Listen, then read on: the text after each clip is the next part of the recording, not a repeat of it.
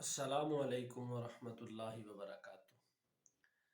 ناظرین، امام اعظم ابو حنیفہ رحمۃ اللہ تعالی علیہ آپ بہت بڑے تقوی والے اور بہت علم والے شخص تھے۔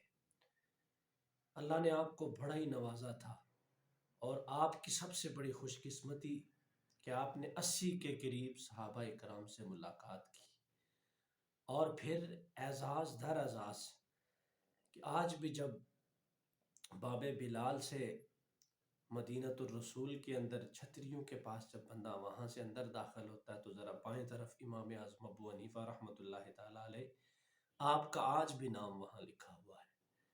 وہ امام اعظم ابو حنیفہ رحمۃ اللہ تعالیٰ علیہ اپنے دور کے بہت بڑے تاجر تھے۔ یاد رکھیے، بندہ جتنا بڑا ہوتا ہے اتنے اس کے مخالف بھی بڑے ہوتے ہیں۔ وہ امام اعظم جن کے ہزاروں شاگرد تھے، آپ تاجر تھے۔ تو ایک دفعہ ہوا یوں کہ آپ کے والد گرامی جب انتقال کر گئے تو لوگ آپ سے تعزیت کے لیے آتے۔ آپ رحمت اللہ تعالی علیہ 3 دن تک یا 4 دن تک اپنے گھر کے اندر بیٹھے رہے، اور جب گھر سے نکلے تیسرے یا چوتھے دن بازار کی طرف جا رہے تھے تو راستے میں آپ ایک چوک میں پہنچے، وہاں بیسیوں لوگ موجود تھے۔ تو وہی بندہ جو آپ کی مخالفت کیا کرتا تھا، آپ سے جلتا تھا، وہ سامنے آ گیا، اور سامنے آتے ہی اس نے پہلے سلام کیا، اور سلام کے بعد ہی اس نے کہا، اے ابو حنیفہ، میں نے سنا ہے تیرے والد انتقال کر گئے۔ آپ نے فرمایا، ہاں بے شک میرے والد انتقال کر گئے۔ تو امام اعظم ابو حنیفہ رحمۃ اللہ تعالیٰ علیہ نے جب یہ جواب دیا تو اس بدبخت نے بڑا ہی سخت جملہ بولا اور کہنے لگا، اے ابو حنیفہ، اب تو اپنی ماں کا نکاح مجھ سے کراتے۔ لوگ جو وہاں موجود تھے وہ کہتے، یہ جملہ اگر ہمیں بولا ہوتا تو نہ جانے ہم کیا کرتے، یا اسے مارتے یا خود مر جاتے۔ لیکن امام اعظم ابو حنیفہ رحمۃ اللہ تعالیٰ علیہ آپ فرماتے، ایک دفعہ نہیں، پھر اس نے دوسری دفعہ یہ جملہ بولا، چونکہ میرے پیروں میں شریعت کی زنجیر تھی۔ بظاہر اس نے جو جملہ بولا تھا وہ ٹھیک نہیں تھا، لیکن شریعت کے اعتبار سے اس نے نکاح کا پیغام دیا تھا۔ امام اعظم ابو حنیفہ فرماتے ہیں کہ جب اس نے یہ بات کی، میں بڑا سخت پریشان ہوا، مجھے بڑا دکھ ہوا، لیکن میں شریعت کا پابند تھا۔ تو میں نے اس سے کہا، میری ماں عاقلہ ہے، بالغہ ہے، میری ماں سمجھدار ہے، اب عدت پوری ہونے دے تو میں اپنی ماں کو پیغام دے دوں گا، اگر میری ماں تیرے سے نکاح کرنا چاہے تو میں تو منع نہیں کروں گا۔ لیکن امام اعظم ابو حنیفہ فرماتے ہیں، میں اس سے یہ بات کرنے کے بعد چل پڑا۔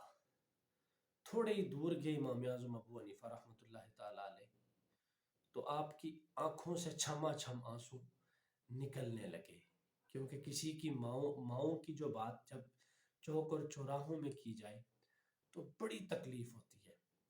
امام اعظم ابو حنیفہ رحمۃ اللہ تعالیٰ علیہ چونکہ شریعت میں 80% امت آپ کی مقلد ہے، آپ شریعت کے بڑے پابند تھے۔ ظاہراً جو اس نے بات کی تھی وہ شریعت کے منافی نہیں تھی، نکاح کا پیغام اس نے بھیجا تھا، پر امام اعظم ابو حنیفہ فرماتے، میری آنکھوں سے چھما چھم آنسو نکلنے لگے، تو پیچھے آوازیں آنے لگی۔ فرماتے میں نے پیچھے مڑ کے دیکھا تو لوگ کہنے لگے، یا حضرت، آپ نے اسے کیا بد دعا دی ہے؟